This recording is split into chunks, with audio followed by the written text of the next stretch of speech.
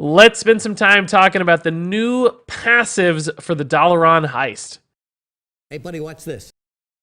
That's right, the Dalaran Heist got a lot of new passive treasures that you'll have to choose between in your runs. And of course, I wanted to rank them from perhaps the weakest to the strongest. Now, as is always the case, this is totally subjective. These are my opinions, my rankings based on my experience, but I think generally speaking, they'll probably match up with the wider Hearthstone community's perceptions of these cards, minus a few here or there where I have some specific experience or somebody else has had the opposite sort of luck with said passive. Now, keep in mind, in the Dalaran Heist, there are some passives that aren't new to the mode. They're from previous Dungeon Run, Monster Hunt stuff, so I won't be focusing on those in this video. I'm hoping you have enough experience to kind of determine how good those are already. Some of them might be better than cards on this list, but if you're offered any of the cards on this list, this is a rough, subjective tier list of how good I think they're going to be on average. Of course, other people's opinions will vary, and I encourage you to check out the comments below to see if anybody thinks I'm absolutely crazy for ranking something where I did, and then use your discretion to pick things that make sense for your play style and your deck and your specific run. That's how you're going to succeed most often. All that said, let's go ahead and jump into these rankings for the passive treasures in Dalaran Heist. Up first here, I have some passives that I am calling weak. Now, of course, all treasures are good and they do great things, but comparatively to the other passives that are available, I think these are on the weaker side and are rarely going to be the things you want to choose just because they're either really awkward to use, they just don't pack as much punch as other cards. For instance, Hagatha's Embrace is obviously something that's always good and it's going to contribute to your dungeon run nicely, but if you compare it to, say, old passives like Capture the Flag, it's just way weaker, and you'd never pick Hagatha's Embrace over Capture the Flag, or in fact, most of the treasures in this video. Hand of Ratham, another one here. It's just not going to do enough for your run. Like, yes, it disrupts the computer opponent a little bit because they have to spend some mana getting rid of these cursed cards if they don't want to die over a very long-term period, but ultimately it's just not that impactful. It doesn't really change the course of too many games all that much. The same thing with a card like Recycling. Like, it can contribute to you gaining a lot of health. That's nice, but it's not as good as things like Potion of Vitality that just double your health outright. So all of these are in a great direction, but they just don't do enough. Elixir of Vigor can actually really compromise your deck. It's, of course, adding resources, but you're often adding weak minions into your deck that you don't really want to draw. If you're playing 1s and 2s and 3 drops, those aren't really the things you need to succeed. Togwaggle's Dice can backfire as much as it helps. And then Elixir of Vile, there are rarely big enough spells to make it worth it where you gain a lot of tempo or a lot of early influence at the cost of that health. In later runs, you can sacrifice health, or later matches in a run, you can sacrifice health, but you got to make sure you have the spells that make it worth it, and that's usually just not going to be the case. So all of these are either just fairly weak directionally, like they don't do enough, or they just cause a little bit of awkwardness or potential problems with your deck as well, and that's why they fall in the weak category. So moving on, let's take a look at situational cards. And these are ones which usually aren't that good, but occasionally if things line up really nicely, they can do some powerful things and drive your deck towards a really successful run. So for instance, the Prince's Ring gives you some cool Death Knight hero powers. There are some great ones out there. There's a couple that aren't so powerful just in a vacuum. But that said, if you have a really weak hero power choice for a given Dalaran Heist run, then maybe it's going to be worth it. But on average, you're going to be playing with some pretty good hero powers because you like the upgraded hero powers, and the trade-off here isn't usually going to gain you all that much. So just be careful, but any run where you have a hero power you think just isn't matching up with your deck, then situationally, yeah, this could be a home run. Book of Wonders is a card that can pack a lot of punch. It can do some crazy things, particularly in early game or early run situations. It might draw like 4 or 5 Book of Wonders in a row, just win you the game before you even get to play anything. Those kinds of things do happen, but it has a chance to backfire, and backfiring's really bad in a late run scenario. You're like on the boss 7 or 8 or 12, and Book of Wonders hits and it blows something up, it ruins your board, and you lose the game. So I think you only take Book of Wonders if you have a really bad deck and you're not expecting much out of it, and you're trying to hit some high roll scenarios, but you're not that worried if things backfire and fall apart. So sometimes good, sometimes terrible. Elixir of Vim can be an interesting card because you just fill up your hand constantly without really the downside risk of any sort of fatigue. The challenge for this one is playing enough cards fast enough But if you have a deck that's really low curve, or you can dump stuff out of your hand really quickly, a card like this can keep refueling it nicely. So decks full of big minions and slow cards won't work with Elixir of Vim at all. But very occasionally, if you have that hyper aggressive style and a really low curve, then Elixir of Vim can do some work. So another card to keep in mind situationally. Moving on to strong cards here before we jump into my top 5 passive treasures for Dalaran Heist. These are ones that are just super reliable, consistent early game tempo cards in both scenarios, which is surprisingly important in Dalaran Heist. It is good to just get out early and make sure you're keeping the board in check. Dr. Boom's Remote does that by summoning you a lot of early minions that, of course, deal damage to the board, which can take really favorable trades. Resourcefulness just gives you a solid weapon.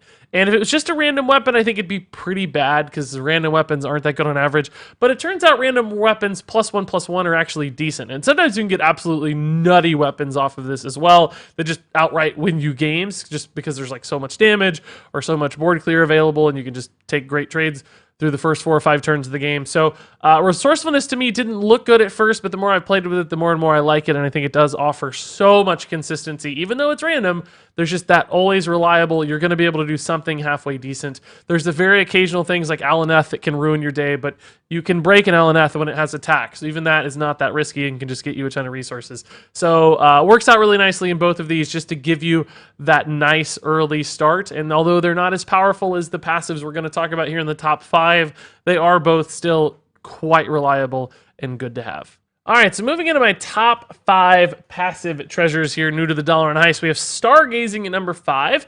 And this one reduces your hero power cost by 1 and also means you can use it twice per turn. So for base hero powers, that means you get a 1 mana ping, a 1 mana deal 2 damage to the face, a 1 mana armor up, and you can do it twice in a turn. So you really start to stack up hero power values. And then the reason I like this card so much is with some of the lower cost or higher power hero powers that are available once you move on to the second or third hero power for a given class, this can go absolutely nuts. So for instance, Mage's second hero power is 1 mana by default, and it reduces the cost of a card in your hand by 2. What that means with Stargazing is you get to hit that hero power twice every single turn for free and discount 2 things in your hand by 2 each or 1 thing by 4. So it's kind of like running multiple innervates, old school innervates, like, just getting some Emperor Thorison ticks on your hand, and it really starts to stack up and make things super cheap. And you can build a deck around that to do some insane things, which is, this particular combination carried me through a run in the Showdown and Dalaran event I was at with Disguised Toast, for instance. So if you line this up nicely with the hero power, it can just do absolutely absurd things. And even if you don't line it up perfectly, it can still do a lot of work, just because getting free hero powers does add up over time to a lot of nice little value, or even just discounted hero powers and extra hero powers in a given turn. So I like how much this one is consistent. It's predictable, and then occasionally it just absolutely hits some clear home runs that take you to victory, depending on your deck style and your deck build. So an easy choice here for me for the top 5. Moving on to the number 4 spot here, I have the Wondrous Wisdom Ball, and Khadgar here giving you some helpful advice. And if you still haven't encountered this card, or if you don't know what it does, or you're worried to pick it because you're not sure, essentially there are some trigger events in the Dalaran Heist where Khadgar will pop out and generally do something really cool for you. Say, for instance, you take lethal damage, he might pop out and give you like a free ice block, essentially, so that you'll not die, and you'll go immune, and you'll stay alive for an extra turn. He can clear the board, he can change the cost of cards to make them cheaper in some cases. Now, admittedly, Wondrous Wisdom Ball here can backfire. Sometimes you can clear your own board, you can maybe make things more expensive. There are scenarios where this isn't always perfect, but I think most people will agree, on average, this ends up working out in your favor more than it hurts you. And the times in which it hurts you usually aren't run-ending scenarios, although it is possible. So because usually this makes big plays and it does so in a pretty fantastical and obvious way, it feels like a really good passive treasure to get. And you can be like, man, Khadgar actually came in clutch. That won me this game. That saved me this run. That turned this turn around. So a card that both feels really good to play and is really funny, but also does have some raw power built into it as well. And on average does make your deck considerably stronger.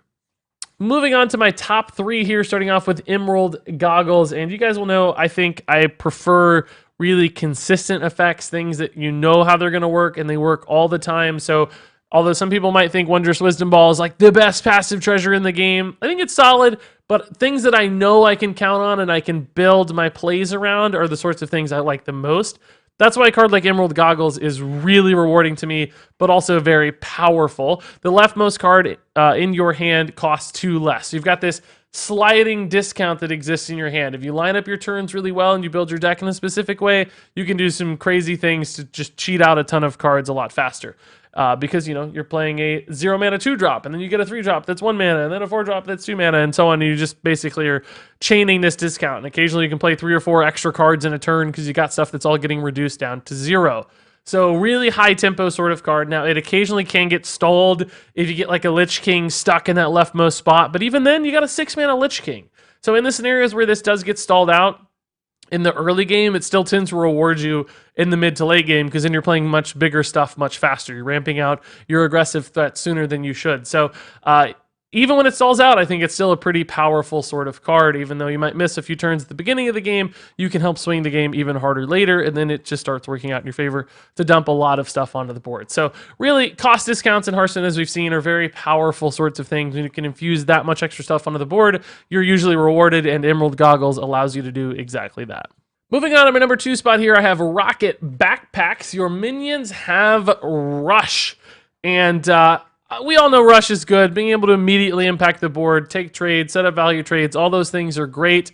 Rush minions have been very successful in Hearthstone since their introduction, and it turns out when all of your minions have Rush, that's a really good thing to have because it denies the opponent any opportunity to really get on the board and do something impactful. You can also just dictate trades in really favorable ways, and falling behind isn't nearly as much of a risk as it otherwise could be because you're able to answer and respond to boards immediately. So this is kind of like a card that almost magnifies everything else that your deck is already doing that's really cool because it's making it happen immediately. So yeah, when it comes to consistency, which I clearly value, cards like this offer it as much as pretty much anything else in the game. So this is going to be an easy choice for me right here near the top of the list. And then finally, at the number 1 spot, we have a card that a ton of people have talked about as being the best passive in the Dalaran Heist, and I have to say I don't disagree. Robes of Gaudiness. These are some awfully gaudy looking robes indeed. This passive makes your cards cost half as much as they normally would, but limiting you to playing 2 of them in a given turn. Now that limit might sound punishing, but the cool thing about Robes of Gaudiness is when you draft it, you can build your deck around it and you can draft some really big, crazy stuff so that you don't need to play more than 2 cards in a given turn, which means there are only a handful of bosses across the entire Dalaran Heist that really punish you. There are some, like Trade Prince, Gallywix, putting coins in your hand can get a little awkward, but those are few and far between. And in every other scenario, Robes of Gaudiness is crazy because you can take 10 mana cards and reduce them to 5 mana, which is just an absurd discount. And then even better, the rounding here is favorable. So when you take a 9 mana card, you reduce it down to 4, not 5. It doesn't round up from 4.5, it rounds down to 4. So it's good with early game cards like 2 drops going to 1, 3 drops going to 1 is insane, powerful in the mid game, and then just ridiculous when you get to those late game cards being played on like turn 3, turn 4. You're often going to just overwhelm the opponent before they have any chance to do anything at all, and you don't need to play more than 2 because you're winning the game so fast and so quickly that it doesn't matter. Also, there's just other really big cards. You can draft big minions. You can get things like Dream Grove Ring and all these cards that are even better when they're cut in half. So all around, just a highly impactful, high tempo, discount oriented treasure, which does all of the things we like and has very few chances to backfire, which means for most of your runs, this is going to be the best passive you can take, particularly if you're not like on the final set of bosses and you can really draft for it. This thing just goes absolutely nuts, and that's why it's, in my mind, the best passive treasure in the Dalaran Heist to pick. And there you go, folks. That's it for the passives here in the Dalaran Heist, or at least the new passives. Again, there are some old passives still in the mode, some of which are very good, and you should definitely consider picking, but you're going to have to use your own judgment there. I didn't want to go through every single passive that was available in Dalaran Heist, just the cool new ones to talk about. That said, if you totally disagree with these rankings, please share your thoughts in the comments below. I want to hear your take. I want to get second opinions so that anybody watching this video as a tier list or guide in the future can go in there and see how crazy I am and see how smart you guys are and go from there. That said, thank you so very much for watching. Good luck out there in your Dalaran Heist adventures. And until next time, game on.